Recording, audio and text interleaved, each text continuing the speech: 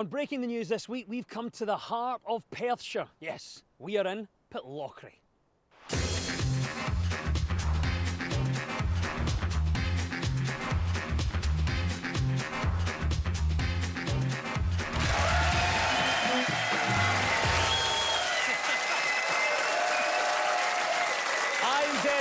And this is Breaking the News, the show that breaks the week's news and asks four opinionated panellists to put it back together again. And this week, we are coming to you from Pitlochry Festival Theatre.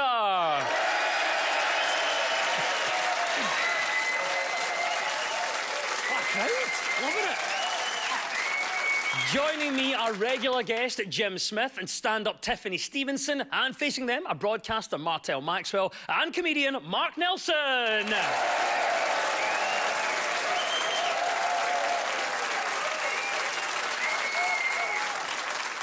In the news this week, a London chippy is battering and deep-frying Quality Street. Customers say that although delicious, it is a wee bit of a challenge opening that hot tin after it's been in the fryer.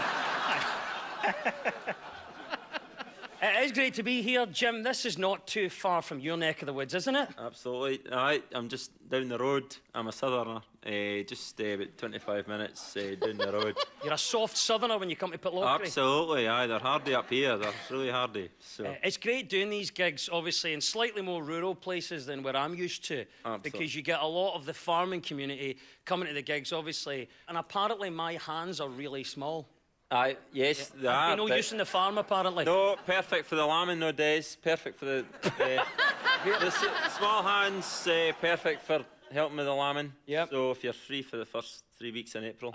What specifically? What job would I be doing? With Well, if the lamb's coming the right way, it's not a problem. But if there's sometimes you get a leg back, so just to get in there days and get the gel on and get seriously though, and get the leg tuck back and pull it out. Pull it out. Get the gel on. Why would they have to do his hair first?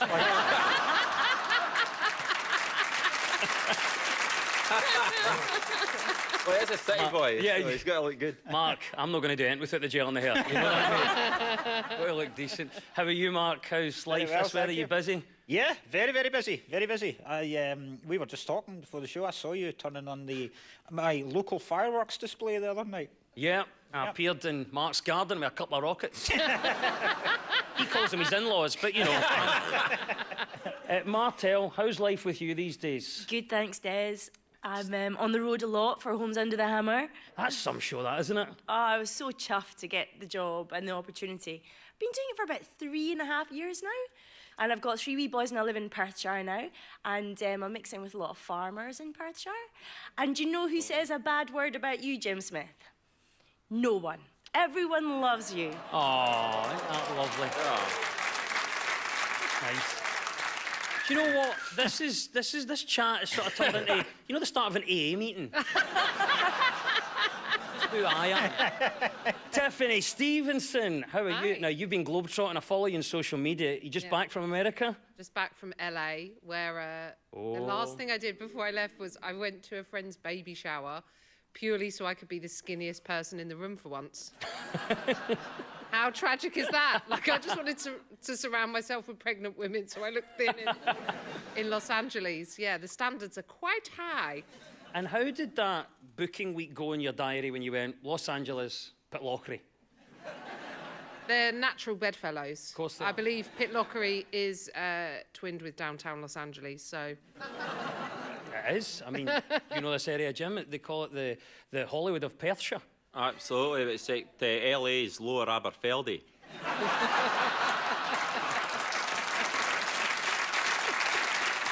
Love it. You have now met our panel on Breaking the News. Let's crack on with round one.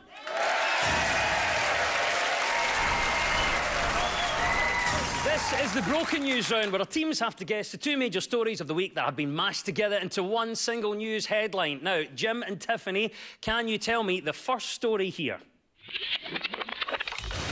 As the first full week of election campaigning gets underway, Scottish Labour will outline their plans for the fast food company McDonald's, saying the Conservatives and SNP can't be trusted with it.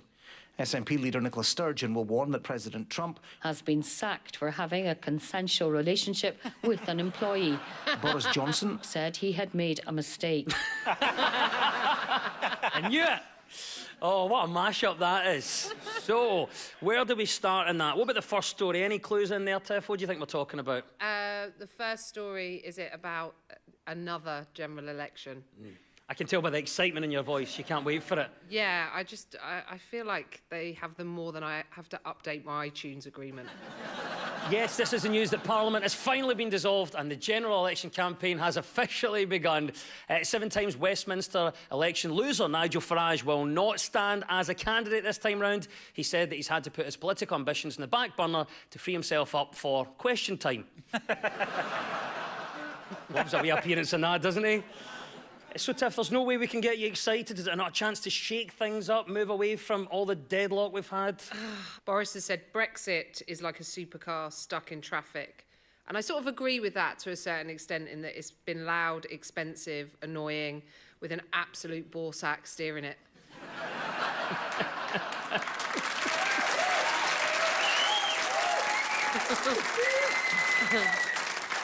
So there we go, Jim. Election is happening. As we know, it's December the 12th for it. Are we excited about it yet? Obviously, first week of campaigning now. We've seen some of the policies we're going to find in manifestos. Absolutely, well, it's all different up here, of course, where the Jacobites are still a political party. Yeah. You know, just up the road at the Duke of Atholl. You know, the Duke of Atholl's the only... Am I right in saying this? He's the only guy that's got his own army? Yeah, so if it all kicks off, I'm with that guy. I'm staying with him. It must be great being in the Liberal Democrats, knowing you've got no... You could promise anything. Like, literally, you could go from town to town going, listen, you're all going to get a rocket. Like, genuinely, if I get elected, because you know you're never going to have to ante up on that. It feels like Stevie Clark, the Scotland manager, saying, Yeah, exactly. see when we win the World Cup. Yeah. What a time to be alive. You've got no bother. What about you, Martel? Are you excited by the general election? Are you one of these people that can see it far enough? Or do you think, look, it's exactly what we need to get things moving? I think if you take the politics out of it almost, it's very dramatic. And it feels like Danny Dyer should be making some sort of political documentary on this, showing how tasty things can get. Tasty. Tasty, I think it's going to kick off. You think, you know, but now we're getting used to all these referendums and elections and all the rest of it. And they're going about the lies at the side of the bus and that, but Scots folk are used to that. I mean, my school bus had Jim Pumped Debbie written along the side.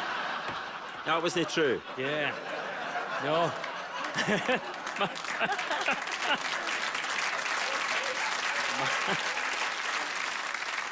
Yeah, as of course all talk about the general election, Labour has vowed to save free TV licences for over 75s if their party wins the general election, though pensioners were too busy to hear this announcement. They were watching Homes Under the Hammer at the time, so they didn't notice.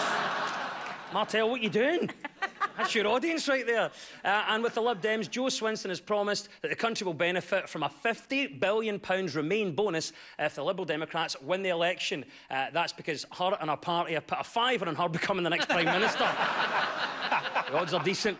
Yeah, this is, of course, the announcement of a general election for the 12th of December. That's the right answer. Well done, Jim and Tiffany. You got there. 2 points for that. To Martel and Mark now. What was the other story we were after? As the first full week of election campaigning gets underway, Scottish Labour will outline their plans for the Fast food company McDonald's saying the Conservatives and SNP can't be trusted with it.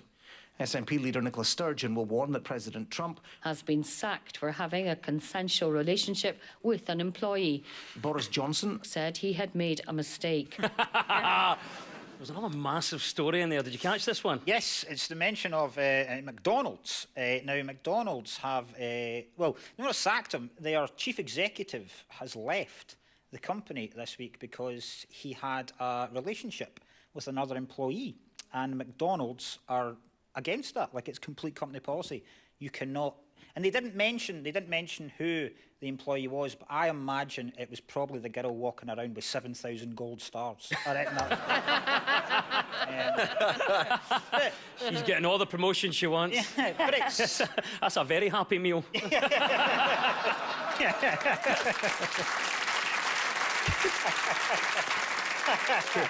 you imagine that? You want to go large? I thought you'd never ask.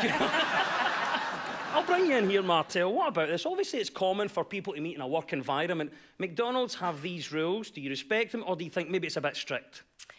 on first reading, I thought, this is ridiculous. He earns £12 million a year. He's been paid off $37 million. I don't know, just under 30 million.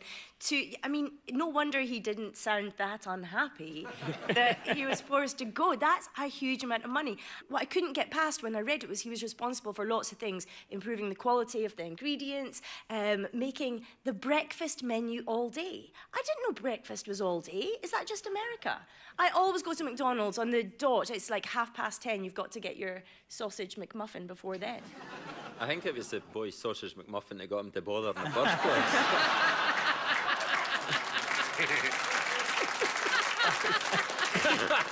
He was at it all day. Yeah.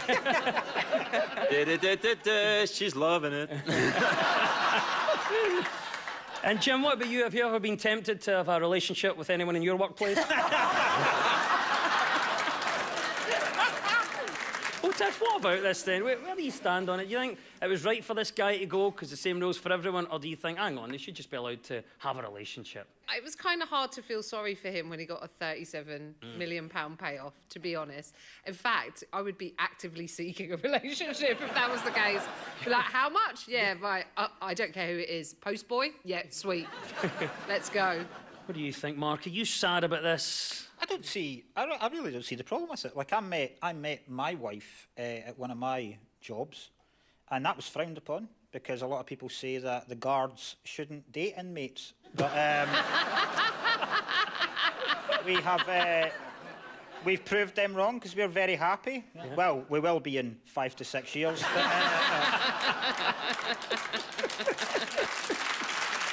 Yes, well done, Martel and Mark. You get 2 points for that. It was the mashup of a general election campaign and McDonald's. And at the end of that round, well done. The teams are all square.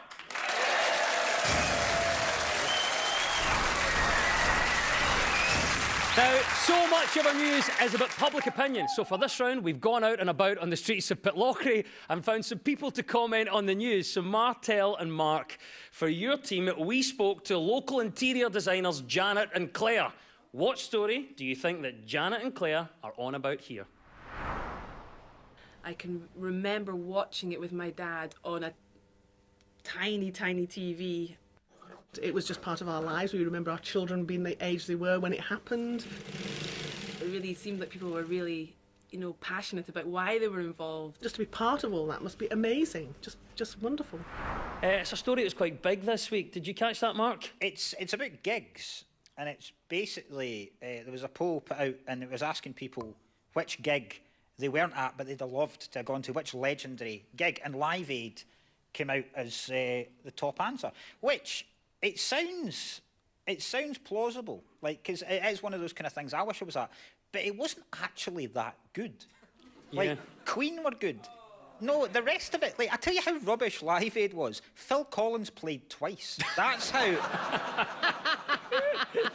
But is it nostalgia then? Are we remembering it being better than it was, Martel? Obviously, the Bohemian Rhapsody film has made it even more of an iconic event with the whole set by Queen. I think U2 were maybe memorable.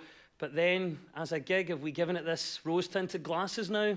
Maybe we have, but it was something that was quite astonishing. It's the first time over 1 billion people watched it. It was to raise a huge amount of money. It's something that felt like not Britain was behind or Britain and America, but the whole world was behind. No, so I don't think it's nostalgia. And when can you go to a gig and see all these people perform?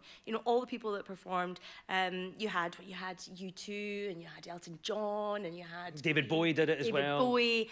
You would never see that. You would never see that at a normal gig. First question, Tiff. Would you have loved to have been there? I was there. You were there? No. Yeah. Oh, come on. Tell us Yeah, about I was it. a kid. When I was a kid, my dad worked at Wembley, so I ended up being at Live Aid, yeah. I feel like it's one of those things where I can say I was there, just don't remember much of it. But then again, any good festival probably has that vibe as well. Yeah. I mean, the stats are amazing. There was between Philadelphia and Wembley, there was 70 folk at Wembley. 70,000 folk. I'm talking about you. I'd hate to see My you memory's broken. I'd hate to see Jim doing the catering, so maybe we got to turn them up. There was 72,000 folk at Wembley. There was 100,000 folk at Philadelphia.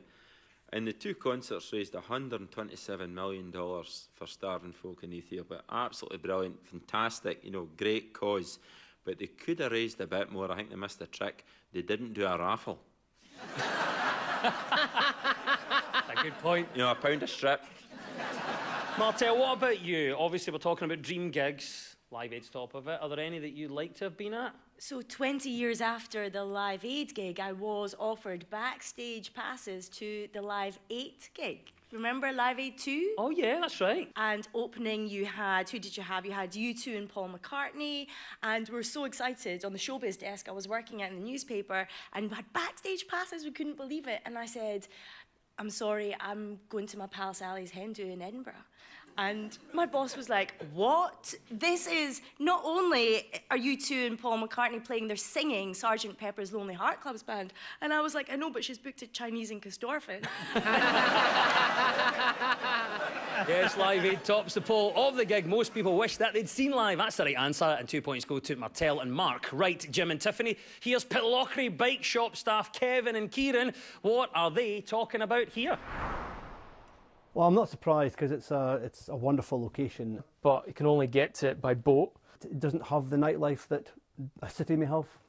Got some really historic values with Vikings and things on there as well. There's always somewhere better to be, but I quite like living here.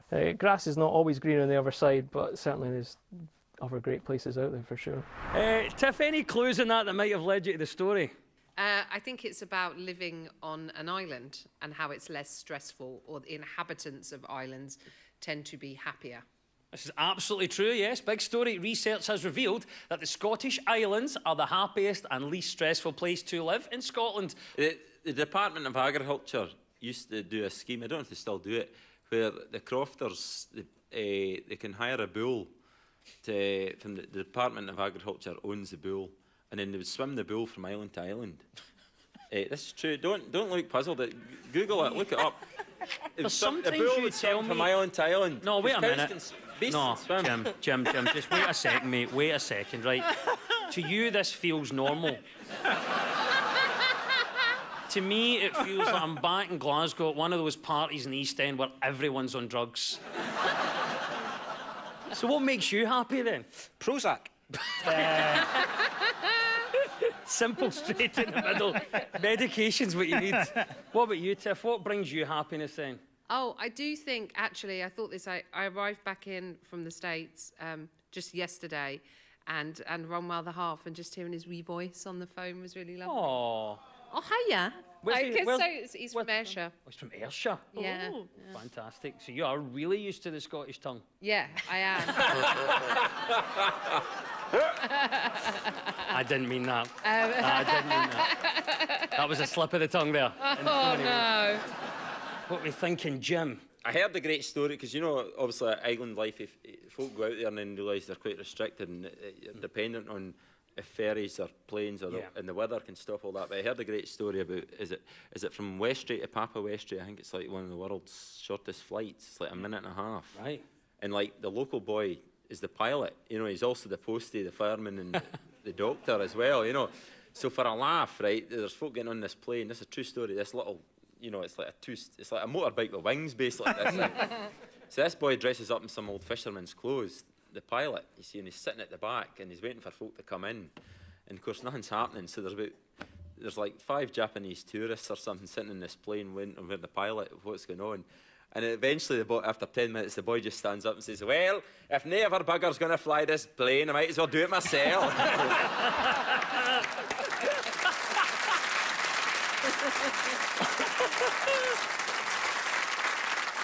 Yes, happy island life is the correct answer. 2 points go to Jim and Tiffany.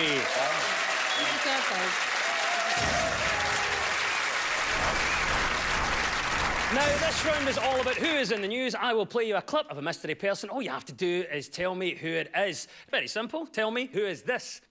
Does the script allow, and does the world that those characters are in allow a kind of overlapping sense of freedom in dialogue? And if it does, how far can we take it? Now, that is someone that's a familiar name, but you may not recognise the voice. Yeah, I think it's Martin Scorsese. He was saying this week that he thinks that the Marvel comic heroes, the movies that are made about them, are no good. They're not cinematic, and that they're boring. That's absolutely right, yeah. So do you agree with Scorsese then? Obviously, this is a legendary filmmaker, but then he's up against the Marvel series, which has made a lot of money for Hollywood, which they need to do. Where do you stand on this one, Mark? So he's basically said that what the Marvel films do is they sell people the same thing again and again and again, so it's repetitive and unoriginal. And you can kind of agree with him, because this is a man who made the gangster film Goodfellas with Robert De Niro and Joe Pesci, and then made the gangster film Casino with Robert De Niro and Joe Pesci, and his new film out next week, The Irishman, which is a gangster film starring Robert De Niro and Joe Pesci. So I think he's got a point about films being repetitive. Yeah. Jim, what about yourself? Are you a Scorsese fan, or are you more into the superhero films? I'm not so much into the comic stuff, you know. I had to go and Google some of the characters from Marvel. You know, obviously there's the ones everyone knows, like Spider-Man, Iron Man, Thor and all these. But he's also got ones like called Mystique, Quicksilver, Cyclops, X-23. And then he's got one called Jean Grey. And she just sounds like a housewife of Kirkcaldy, you know. I am into teleportation, eh? That's fantastic. I can read your mind just by looking at you. Her superhero power is scones. You can't say that unrealistic. Like, they're like, Mystique, she doesn't exist, like this blue-skinned woman. I'm like, you've been in Scotland during the height of summer. Everyone, yeah. Well, obviously, Scorsese is a fan of cinema. He says it's been ruined by these films.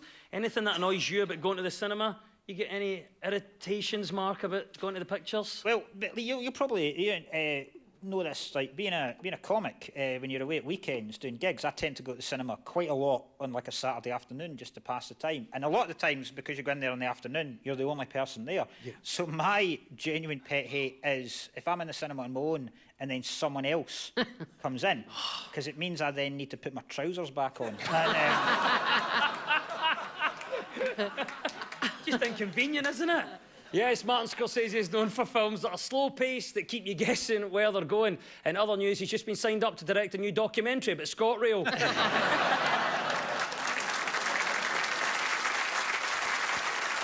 Time now for our final quick-fire round, which is all about deciphering the numbers in the news. I will read out a headline. All the teams have to do is fill in the blanks. So get ready, teams. When we run out of time, you'll hear this. Oh, I'm fuming. There you go. That's what Sky News presenter Kay Burley sounds like when she's been stood up, on this occasion by Tory chairman James Cleverly. Right, fingers on buzzers, here we go. 1 in 12 primary teachers say what? give us tasers and cattle prods. Look at that, the audience loving it. Could be the right answer, but we're looking for something else from the news this week. 1 in 12 primary teachers say what? Mind and stick in it to your recorder, because every great band has a great recorder player.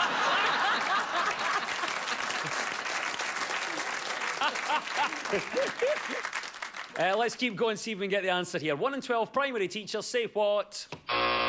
Well, I suppose he's got nice handwriting when you beg them to say one nice thing about your child. You've been there at Parents' Night? Parents' Night, Nothing yeah. coming, yeah. Nothing He coming. writes neatly, all the wrong answers, but very neat. Let's see if we can nail the answer from the news. 1 in 12 primary teachers say what? Mind take your iPads home tonight and get them covered with wallpaper.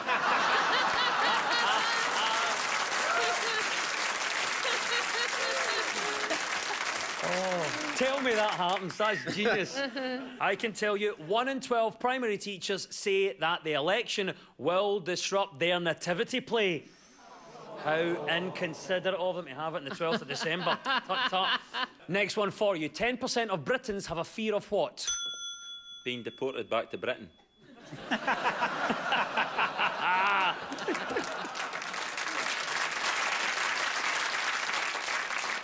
These should be the right answer, but they're not. There's something else from the news. Let's get it. 10% of Britons have a fear of what? Is it coming home in the afternoon and finding that their dog's hosting a dinner party? Let me check. No. But a show that probably BBC Scotland will commission. Come woof with me, I can see it now. 10% of Britons have a fear of what? An accident at home or in the office. No. That was That was supposed to be like one of those claims Yeah. for you type adverts. It wasn't your fault. Yes. Cool yes. now. Yes, exactly. Have you had an accident that wasn't your fault? I shat myself. Wrong accident. Can I phone you anyway? Might as well. It's not right, but I thought I'd just riff it. 10% of Britons have a fear of what? Is it having a lilo punctured by a bull swimming past?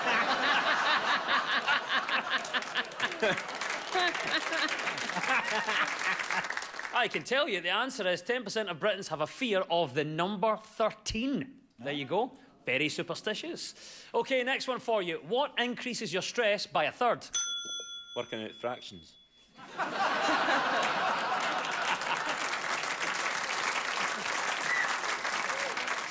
What increases your stress by a third? Is it butter that is advertised as spreadable, but then looks like you've taken a chainsaw to a loaf? These are brilliant. Let's go for another answer. What increases your stress by a third? I can tell you it might be obvious. The answer is what increases your stress by a third? A bad night's sleep can increase your stress levels by 1/3. Oh, I'm fuming. There is our klaxon. That means Kay has burleyed and it's all over. And at the end of the quiz, our winners this week are Martel Maxwell and Mark Nelson. They're gutted. Let's hear it for them in second place. Jim Smith and Tiffany Stevenson. And we'll leave you with the breaking the news. Breaking news. Justin, a 25-year-old New Zealand politician, has angered colleagues in Parliament by using the phrase OK Boomer. This phrase is an insult to the baby boomer generation. Baby boomers have responded by buying all the property and destroying the planet.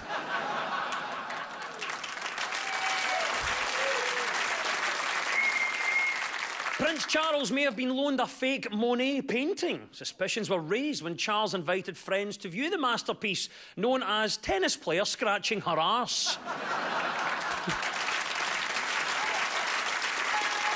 And the tight black trousers and leather jacket worn by Olivia Newton-John in the film Grease have been sold for more than £300,000. Wow. In other news, the black Speedos I wore on holiday in Greece have once again been refused by my local charity shop. The news is broken. I've been Des Clark. Goodbye!